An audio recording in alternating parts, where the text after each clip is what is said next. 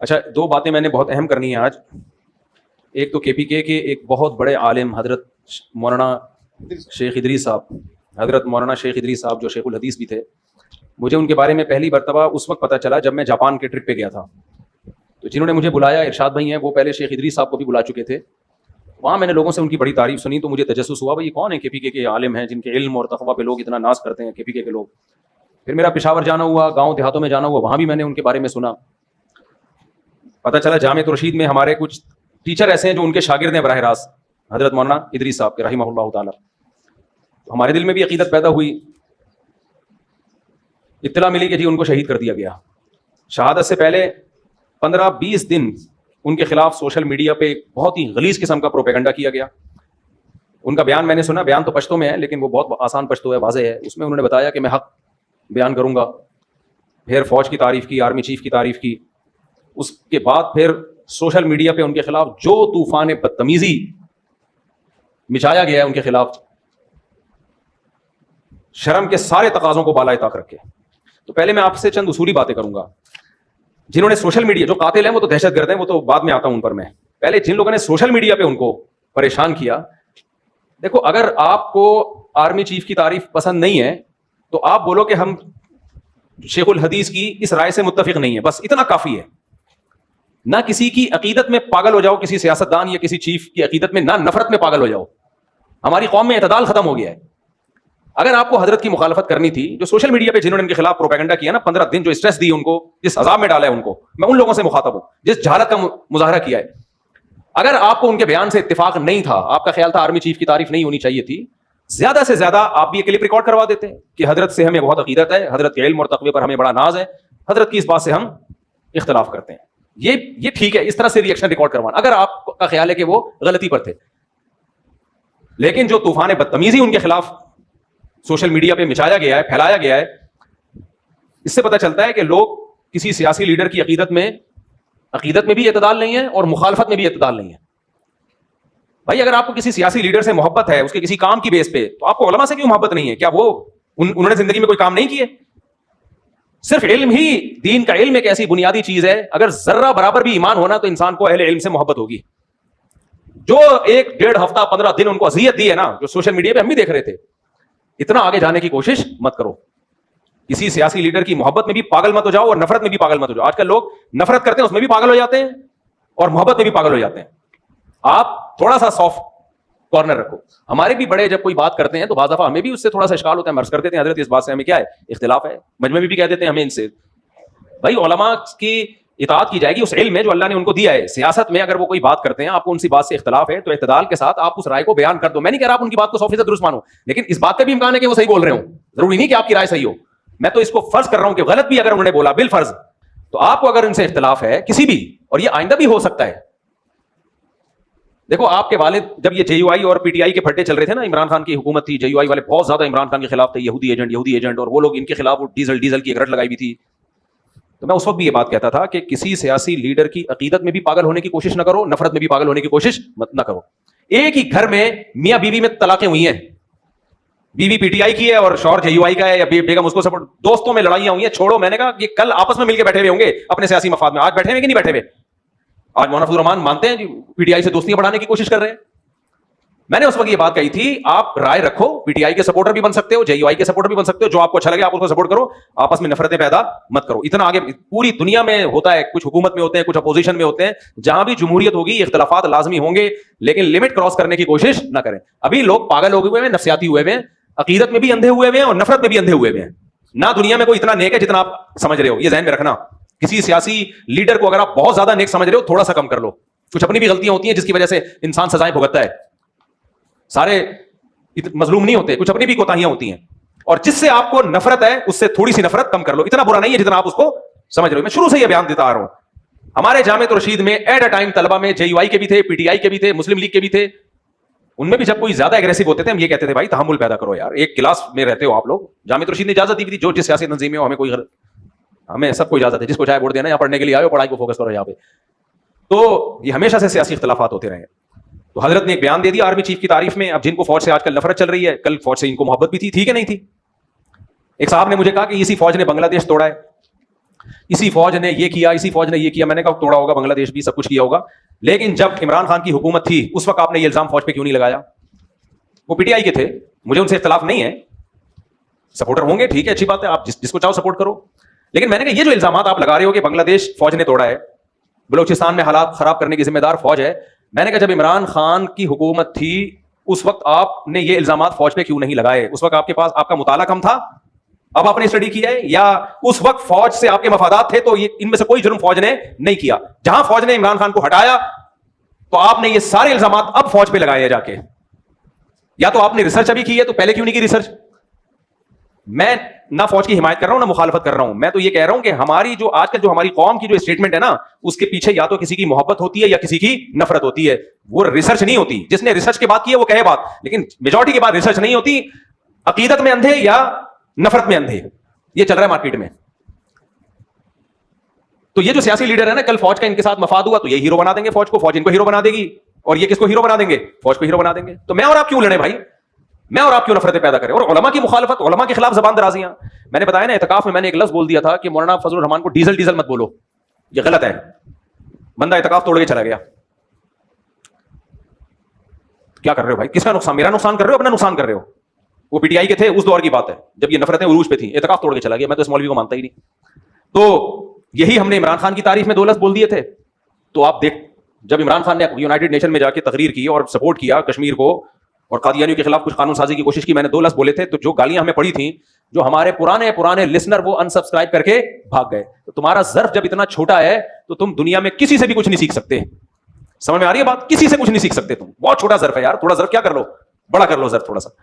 آپ کہہ سکتے تھے مفتی صاحب کی رائے سے ہمیں اختلاف ہے, ہم باقی بیانات سنیں گے, سیاسی رائے نہیں مانتے, یہ کہہ دیتے, کوئی بڑا مسئلہ نہیں. اتنی نفرت کے یار 2 لفظ تم سے برداشت نہیں ہو رہے, نہ ان سے ہو رہے تھے نہ ان سے ہو رہے تھے. میرے بھائی اتنا لمٹ کو کراس کرنے کی کوشش نہ کرو. یہی حشر کیا اتنے بڑے بزرگ, نہ ان کی داڑھی کا خیال کیا, جو سوشل میڈیا پہ جنہوں نے ان کے خلاف پروپیگنڈا کیا, میں ان کی بات کر رہا ہوں. انہوں نے 2 لفظ بول دیا آرمی چیف کی تعریف میں, فوج کی تعریف میں. تو کیا ان کے خلاف پہلے سوشل میڈیا پہ زہریلا جو جاہلوں نے جو کچھ کیا ان کے ساتھ, پھر اس کے بعد جو دہشت گردوں نے ان کو شہید کیا ہے, وہ تو انف ہو گیا. اور یہ شہید کیوں کیا؟ ان کی شہادت سے ایک چیز سمجھو. اکثر لوگ جب کوئی فوج کی تعریف کرتا ہے نا, لوگ اس کو درباری سرکاری موت سے ڈرنے والا کہتے ہیں. میں نے 1-1.5 مہینے پہلے بیان دیا تھا, اس وقت جو فوج کی مخالفت کرے اس کی زندگی کو کسی سے خطرہ نہیں ہے. سوشل میڈیا پہ مخالفین بھرے ہوئے ہیں. اس وقت جو پاکستان کو سپورٹ کرے گا اور فوج کی حمایت, میں عاصم منیر کی یا آرمی چیف کی بات نہیں کر رہا, چیف ایک شخص ہے, اس سے آپ کو نفرت بھی ہو سکتی ہے, آپ کو محبت بھی ہو سکتی ہے. آرمی کے چیف آتے جاتے رہتے ہیں, کوئی تعریف کرے گا کوئی برائی کرے گا, ہمیشہ سے ہوتا رہا ہے. وہ تو ہماری بھی ایک رائے ہے, لیکن ایز اے ادارہ جو فوج کی حمایت کرے گا اس کی زندگی کو خطرہ ہے. اور آج آپ نے اپنی آنکھوں سے دیکھ لیا. بہادر وہ نہیں ہے جو فوج کی مخالفت کر رہا ہے, اسے کوئی خطرہ نہیں ہے. سوشل میڈیا پہ بھرے ہوئے لوگ, زیادہ یہ ہوگا فوجی اٹھا کے سافٹ ویئر اپڈیٹ کر کے چھوڑ دیں گے اس کو. بہت سے لوگ مخالفت کر رہے تھے, فوجی نے اٹھایا سافٹ ویئر اپڈیٹ کیا, ونڈو چینج کی, پرانی ونڈو ڈلی ہوئی تھی, نئی ونڈو ڈالی, تو وہ تو پھر اب یہ بول رہے ہیں الیکشن میں دھاندلی بالکل بھی نہیں ہوئی تھی. وہ اتنے اپڈیٹ ہو گئے کہ وہ اتنے تو یعنی بہت ہی اپڈیٹ ہو گئے نا, وہ ان کے ایسے سافٹ ویئر اپڈیٹ ہوئے. زیادہ یہ کریں گے نا, وہ مار کے تھوڑی پھینکیں گے. کتنے صحافیوں کو مار دیا بھائی, بہت سے صحافی ہیں بول رہے ہیں فوج کے خلاف, کچھ بھی نہیں ہو رہا ان کو. اس وقت زندگی کو اس کے خطرہ ہے جو مذہبی اسکالر پاکستان کی حمایت میں یا فوج کی حمایت میں بولے گا. کیونکہ یاد رکھو پاکستان, وہ جو اسلام دشمن طاقتیں ہمارے خلاف ہے نا, یہ ہماری آرمی کے خلاف ہیں. ان کو پتا ہے پاکستان بچا ہوا آرمی کی وجہ سے ہے. سیاسی لیڈروں کے پاس بھی فورس تھوڑی ہے. کباب میں ہڈی, جو ملک بچانے میں سب سے بڑی ہڈی کون ہے, وہ فورسز ہے ہماری, چاہے وہ آرمی ہو, چاہے وہ ایئر فورس ہو, چاہے وہ نیوی ہو. تو اس لیے جو فورسز کی مخالفت کرے گا بین الاقوامی طاقتوں کی آنکھ کا تارا ہوگا. وہ جو حمایت کرے گا اس کی جان کو خطرہ ہے. اور آج آپ نے کے پی کے میں دیکھ لیا, شیخ الحدیث مولانا ادریس کی شہادت کے بعد جب انہوں نے کھل کے پاکستان اور پاکستان کی فورسز کی حمایت کی ہے, ان کو شہید کر دیا گیا. میں سمجھا پا رہا ہوں اپنی بات؟ تو اس لیے اس وقت جو حمایت کرے گا وہ بہادر ہے, وہ ڈرتا نہیں ہے. انہوں نے کہا کہ میں ڈرتا نہیں ہوں کسی سے, اور انہوں نے ثابت کر دیا کہ میں بہادر ہوں. ان کو تھریٹس تھیں, ان کو خطرات تھے. تو ایک پیغام تو ہمیں یہ ملا, 2 پیغام. پہلا, کسی عالم کی رائے سے, سیاسی رائے سے آپ اختلاف کرو تو اس عالم کی شان میں توہین بولو مت کرو. اختلاف کرنے کا آپ کو حق ہے, توہین کرنے کی اللہ نے آپ کو اجازت نہیں دی ہے. یہ بہت بڑا جرم ہے اس کا. بھلے کی سفید داڑھی کا تو خیال کرو, اس کی عمر کا تو خیال کرو. دوسرا, اس وقت جو فورسز کی حمایت کرے گا بہادر وہ ہے, کیونکہ عوام سے بھی گالیاں پڑ رہی ہیں اور زندگیوں کو بھی خطرہ ہے. مخالفت کرو, سب کہیں گے سلوٹ کریں گے, سلام کریں گے, بہادر کے خطاب دیں گے آپ کو. اور یہ آپ نے اپنی آنکھوں سے دیکھ لیا. تیسری چیز, कराची में कितने उलमा शहीद हुए, हजरत मौलाना असलम चौधरी शहीद रहमतुल्लाह अलैह, मौलाना यूसुफ जान भी शहीद हुए, एक सिलसिला चला था कराची में उलमा की शहादतों का। मुफ्ती निजामुद्दीन शहीद हुए, मौलाना असलम चौधरी साहब मुझे रहीमहुल्लाह ताला की शहादत से पहले मुझे याद है हमारे उस्ताद उनको समझा रहे थे कि हजरत कोई गार्ड का इंतजाम करें, कोई सिक्योरिटी रखें। उस वक्त उनके दरस कुरान बड़े हिट हो रहे थे। हमारे एक उस्ताद ने उनके हाथ जोड़े कि खुदा के लिए कोई सिक्योरिटी का इंतजाम करें, आप हमारे पास एक वाहिद सरमाया है जिनके उस वक्त ना www.darsequran.com ये दरस कुरान की सबसे बड़ी वेबसाइट थी, बहुत इसको प्रमोट किया अल्हम्दुलिल्लाह, उनके शागिर्दों ने, उनके खादिमों ने सिक्योरिटी का इंतजाम नहीं किया। हमारे उस्ताद मुझे याद है उनके पांव पकड़ रहे थे, हजरत को सिक्योरिटी का इंतजाम करें, अपने शागिर्दों से कहें सिक्योरिटी दें आपको, क्योंकि आपके दरस कुरान होने आपको ये दहशतगर्द शहीद कर देंगे, हम एक बहुत बड़े सरमाए से महरूम हो जाएंगे। मैं बैठा हुआ था, हमारे उस्ताद उनको समझा रहे थे और 2 हफ्ते बाद इत्तला कि उनको शहीद कर दिया गया, पांव से माजूर आलिम को शहीद किया गया। मुफ्ती निजामुद्दीन साहब की शहादत हुई है, कोई सिक्योरिटी का मजबूत इंतजाम बोलो नहीं था।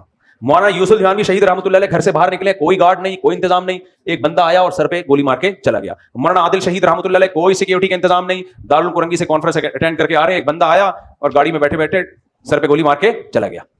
इसके बाद तो इबरत हासिल होनी चाहिए कि नहीं होनी चाहिए? ये सारे कराची में शहीद हुए। केपीके में कितने उलमा शहीद हो चुके हैं आप देखो, दहशतगर्दों के हाथों, एक तवील सिलसिला है। तो ये उन उलमा पर नहीं, उनके शागिर्दों पे सवाल उठ। देखो असल तो जिम्मेदारी है हुकूमत की कि हुकूमत इन उलमा को सिक्योरिटी दे। तो क्या आप हुकूमत से उम्मीद रखते हो कि वो अपनी जिम्मेदारी पूरी करेगी? है भाई, सारा टाइम हुकूमत को गालियां देने में जाया करने से बेहतर नहीं है कि अपना कोई इंतजाम कर लो? तो क्यों नहीं उनके शागिर्दों ने उनके लिए सिक्योरिटी का इंतजाम किया? जब सोशल मीडिया पे उनको बुरा भला भी कहा जा रहा है, गालियां पड़ रही हैं, तो अंदाजा हो जाना चाहिए कि दुश्मनी बढ़ गई है। कोई इंतजाम नहीं है उलमा की गार्ड का, कोई सिक्योरिटी। गवर्नमेंट को गालियां देने से कुछ भी नहीं होगा। हुकूमत पहली जिम्मेदारी में बता रहा हूं कि हुकूमत की है, गवर्नमेंट की है कि वो इन उलमा की हिफाजत करें। अगर गवर्नमेंट नहीं कर रही तो क्या आवाम की हिफाजत, आवाम की जिम्मेदारी नहीं है कि अपने उलमा के लिए सिक्योरिटी का इंतजाम करें? देखो उलमा की मिजाज में इस्तिगना होता है, वो बाज़ दफा नहीं मानते उसको। आवाम की जिम्मेदारी है, उनके मुरीदों की, उनके शागिर्दों की जिम्मेदारी है, बोले आपके गार्ड होंगे, आप चाहो या नहीं चाहो। आपका बाप जब बीमार होता है, डॉक्टर कहता है कि इनको ये दवा खिलानी है वरना इनका ब्लड प्रेशर शूट कर जाएगा, ब्रेन हेमरेज हो जाएगा। अब्बा दवा नहीं खा रहे हो, आप गन पॉइंट पे खिलाओगे उनको। अगर आपको अब्बा से मोहब्बत होगी, अगर आपको अब्बा से मोहब्बत होगी, आपको अपने बच्चे से मोहब्बत होती है, वो टीका नहीं लगवाने दे रहा, आप जबरदस्ती उसके कूले में टीके घुसेड़ते हो क्योंकि आपको बच्चे से क्या है? मोहब्बत। वहां आप ये नहीं कहते मैं अल्लाह पे तवक्कुल करूंगा, बीमारी भी अल्लाह के हाथ में, शिफा भी किसके हाथ में? अल्लाह के हाथ।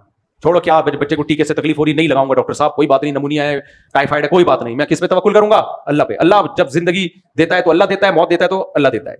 जितने दिन बच्चे ने जिंदा रहना रहेगा, मरना होगा मर जाएगा। वहां तो ये बात नहीं करते। अपने बुजुर्गों की जब बात आती है सिक्योरिटी की, ओ भाई अल्लाह वालों को तो अल्लाह पे तवक्कुल होता है। जो रात कब्र में गुजरनी है वो जमीन पे नहीं गुजर सकती, जो जमीन में गुजरनी है वो कब्र पे नहीं गुजर। ये बातें करके सिक्योरिटी की ऐसी की तैसी। आधा कुरान लेते हो, आधा नहीं लेते। यकीनन जो रात कब्र में गुजरनी है वो गुजरेगी, ये भी अल्लाह ने हमें बताया। लेकिन ये भी अल्लाह ने हमें बताया, या अय्युहल्लज़ीना आमनू खुदू हिज़्रकुम, ए ईमान वालो अपने बचाव की तदबीरें इख्तियार करो, दुश्मन से बचाव की तदबीरें इख्तियार करो। ये भी किसका हुक्म है? अल्लाह का हुक्म है। तो इसलिए केपीके में तो है ही नहीं उलमा की कोई सिक्योरिटी, उसको ऐसा बुरा समझते हैं बहुत से लोग, कहते हैं तवक्कुल के खिलाफ है। इसलिए मेरे भाई दुश्मन बढ़ते जा रहे हैं। मेरा तो ख्याल था कि हजरत की सिक्योरिटी होगी बहुत सख्त, ये तो हमें बाद में पता चला कि कोई सिक्योरिटी नहीं थी। तो जो उलमा बच गए हैं, केपीके वालों से हम हाथ जोड़ते हैं, खुदा के लिए उनकी सिक्योरिटी का आप खुद इंतजाम करो। उलमा नहीं करते, आप अवाम करें उनके लिए, गार्ड रखे, तनख्वाह दे उनको, ऐसी गाड़ियां दे उनको, चंदा करके दो, भले हदिया करके दो, ऐसी गाड़ियां दो जिसमें गार्ड बैठ के उनके साथ जा सकें। हजरत मुफ्ती तकी उस्मानी साहब पे पहले एक अटैक हुआ, अल्लाह ने बाल बाल बचाया उनको। उसके बाद उनके मुरीदों ने बुलेट प्रूफ गाड़ी का उनके लिए इंतजाम किया। हादसे के बाद इंतजाम कर रहे हो भाई, इंतजाम हादसे से पहले होना चाहिए। तो अल्लाह ने बचा लिया, अल्लाह उनको और लंबी जिंदगी दी, उसके बाद बुलेट प्रूफ गाड़ी का इंतजाम हुआ उनके लिए। तो इसलिए चाहे पंजाब के उलमा हो, केपीके के उलमा हो, सिंध के हो, बलूचिस्तान के हो, इनको सिक्योरिटी देना पहले तो हुकूमत की जिम्मेदारी है। हुकूमत ये जिम्मेदारी पूरी नहीं करती तो हुकूमत पे जिंदगियों को भेंट नहीं चढ़ाया जाएगा। अवाम की जिम्मेदारी है, उनके शागिर्दों की जिम्मेदारी है। बजाय इसके कि गार्ड ने उल्टा इतराज कर रहे होते हैं, ये तो गार्ड लेके घूमते हैं, इनको तो अल्लाह पे तवक्कुल ही नहीं है। देखो मौत आनी होगी, गार्ड के साथ भी आएगी, लेकिन हम असबाब के मुकल्लफ हैं। हमें अल्लाह ने हुक्म दिया है। नबी सल्लल्लाहु अलैहि वसल्लम से एक सहाबी ने आके पूछा, या रसूल अल्लाह, मैं ऊंट के पांव में रस्सी बांधूं हिफाजत के लिए या अल्लाह पे तवक्कुल करके छोड़ दूं उसको? नबी ने फरमाया, शुद्दा इक़ालहु व तवक्कल अला अल्लाह, पहले रस्सी बांधो, उसके बाद अल्लाह पे तवक्कुल करो। तो उलमा की हिफाजत के लिए पहले गार्ड का इंतजाम करें, उसके बाद अल्लाह पे तवक्कुल करें। तो अभी कोई इंतजाम नहीं है, तो इसलिए ये बहुत बड़ा अलमिया है, बहुत बड़ा सवाल है। ये इंतजाम होना चाहिए उलमा के लिए। अल्लाह ताला हजरत शेखुल हदीस मौलाना इदरीस रहिमहुल्लाह ताला की शहादत अल्लाह कबूल फरमाए। जाने वाला तो चला गया और उनके तो अमाल भी अच्छे थे, हुलिया भी शरीयत के मुताबिक। केपीके में मैं जब केपीके गया, उनके बारे में मालूमात ली, जब जिंदा थे वो, तो जितने उलमा से मैं मिला सब उनकी तारीफ कर रहे हैं, कोई बिलवास्ता कोई बिला वास्ता उनका शागिर्द। जैसे मुफ्ती हसन जान थे ना रहिमहुल्लाह ताला, जितने उलमा है सब के सब उनके शागिर्द हैं। ये हजरत मुफ्ती हसन जान के दामाद थे हजरत मौलाना, वो भी शहीद हुए, ये भी शहीद हुए, उनकी भी हिफाजत को कोई इंतजाम नहीं और मौलाना इदरीस की हिफाजत का भी कोई इंतजाम। तो ये तो गलत बात है ना। हुकूमत को बुरा भला कहते रहेंगे, तो हुकूमत को कहने से कि आपकी हिफाजत थोड़ी हो जाएगी। हुकूमत की सेहत पे याद रखो कोई असर नहीं पड़ता। जब गवर्नमेंट को बुरा भला कहते हैं हंसते हैं, बोलते हैं इनको देखो, हुकूमत पे कोई असर नहीं पड़ता भाई, उनका थोड़ी कोई नुकसान हुआ है। कोई आलिम शहीद हो जाए तो उनका क्या नुकसान हुआ है, कुछ भी नहीं होता उनका। और शहीद भी मुल्क की मोहब्बत में, मुल्क के फेवर में बात की थी। इसमें तो हुकूमत की डबल जिम्मेदारी बनती थी कि आपके मुल्क के लिए उन्होंने बात की है, फोर्सेस के लिए उन्होंने बात की है, जो कोई नहीं कर रहा, हिम्मत की है, तो आपको तो ऑटोमेटिकली उनको सिक्योर करना चाहिए। तो हुकूमत नहीं कर रही, अवाम भी नहीं कर रही, तो हम तो फिर दोनों ही बराबर हो गए।